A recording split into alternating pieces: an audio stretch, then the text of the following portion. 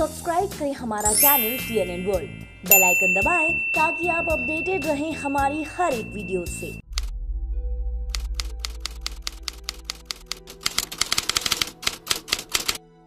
वो हिंदू लोग बाहर निकाल लेना देश से। किसे? हिंदू लोग मुसलमान को।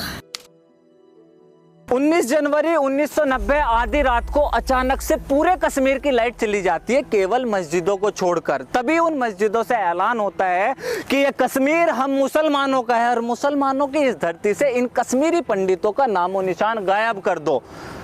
ठीक 2 दिन बाद पूरे कश्मीर से केवल 2 आवाजें आती हैं, गोलियों की, दूसरा बच्ची और औरतों की चीखों की। मुझे बहुत बुरा लगा जब मैंने आसिफा की कहानी सुनी थी।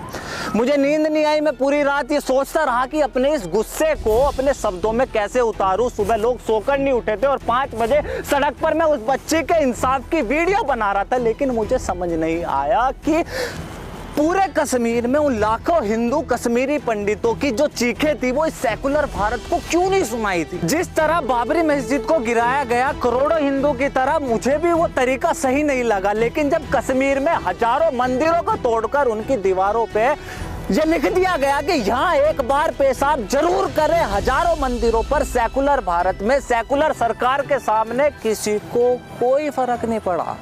सरकारें नाम बदल रही थी और हम सरकार को गाली दे रहे थे। जब ताजमहल की बात हुई तो समझ नहीं आया क्या चाहते, लेकिन भाई साहब यकीन करना भारी हो गया जब देश के 2500 गांवों का नाम बदलकर उन्हें एक इस्लामिक नाम दिया गया। उस ताजमहल के लिए लड़ रहा था जिसे बनाने के बाद कटने वाले 20,000 हाथ हिंदुओं के, तो उस औरंगजेब ने जिसे हिंदू और सिखों के खून के नदी बहा दी, किसी को क्यों फर्क नहीं पड़ा जब आजाद भारत की रोडों का नाम एक ऐसे इंसान के नाम पर रखा गया। भगवान कसम, ये आज नागरिकता कानून आया तो पता चला ये भारत सेकुलर देश है। मैं भूल गया था कि बंटवारे के टाइम 1947 में तो संविधान था ही नहीं।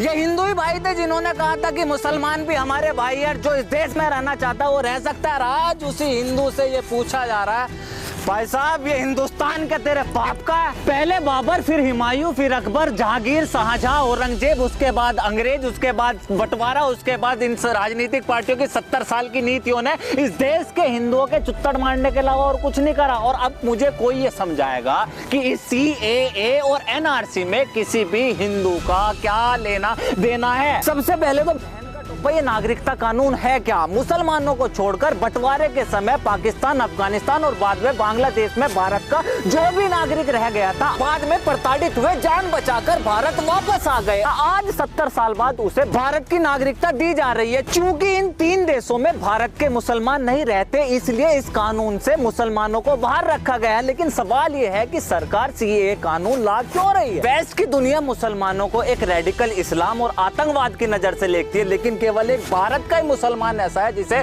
सख्त तो क्या कोई उंगली नहीं उठा सकता। भारत का मुसलमान पूरी दुनिया के मुसलमानों के लिए एक मिसाल है। लेकिन 26/11 का हमला हुआ और सारी कहानी बदल गई। 26/11 के हमले में लेकिन भारत का नहीं, पुलवामा के हमले में था लेकिन भारत का नहीं, उरी और पठानकोट के हमले में मुसलमान था लेकिन भारत का नहीं। ऐसे बहुत से दंगे थे जिसमें हिंदू का नाम था लेकिन वो हिंदुस्तानी नहीं था। फिर कौन है ये लोग जो भारत में रहकर यहाँ के मुसलमानों को बदनाम कर रहे हैं? कौन है ये लोग जो हिंदू नाम रखकर हिंदुस्तानी न होकर फिर भी यहाँ दंगे मचा रहे हैं? ऐसे ही लोगों के लिए ये सरकार NRC ला रही है। जो भी भारत का नागरिक है, खास करके मुसलमान भाई जिसे इन जिन्ना और नेहरू की औलादों ने डराया हुआ है, आपको किसी को भी NRC से डरने की जरूरत नहीं है। इन कांग्रेसी और ओवैसी जैसे लोगों ने एक बात कह दी कि सरकार आपसे डॉक्यूमेंट मांगेगी जो आपके पास नहीं है और ये आपको देश से बाहर निकाल देंगे। इतना सुनते ही आप लोग सड़कों पर उतर आए। इस देश के एक भी मुसलमान लिबरल सेकुलर ने इस विपक्ष से ये नहीं पूछा कि ऐसा वो कौन सा डॉक्यूमेंट है जो हिंदुओं के पास और आप मुसलमानों के नहीं है, क्योंकि NRC तो हिंदुओं पर भी लागू होगा। 70 साल तक इस सरकार ने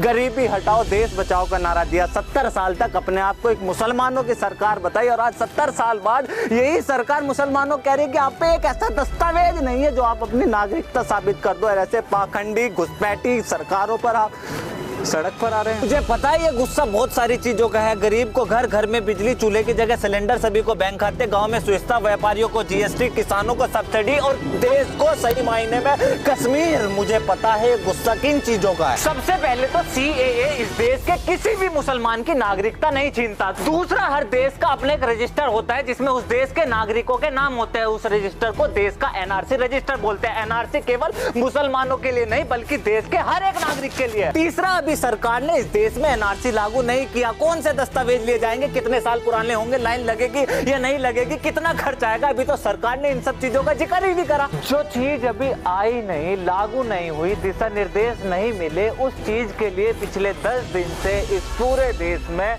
हंगामा हो रहा है। और वजह, हिंदू राष्ट्र बना रहे हैं, मुसलमान को बाहर निकाल रहे हैं। निकलेगा, भारत में आया हुआ हर एक घुसपैठी निकलेगा। अगर कोई भारतीय लाइन में लगा तो वो इसलिए नहीं कि वो नागरिकता साबित करेगा, बल्कि हमारे बीच चलते फिरते ये भारी आतंकवाद को बाहर निकालने के लिए लाइन में लगेगा। और लाइन में लगने का डर उसे होता है जो तारों के नीचे से आते हैं। मैं वो हिंदू हूँ जिसकी माँ संघ की आवाज पर उठती और अजान पर घर में रोशनी करती है। मैं वही हिंदू हूँ जिसे आप पूछ रहे थे कि हिंदुस्तान क्या तेरे बाप का है।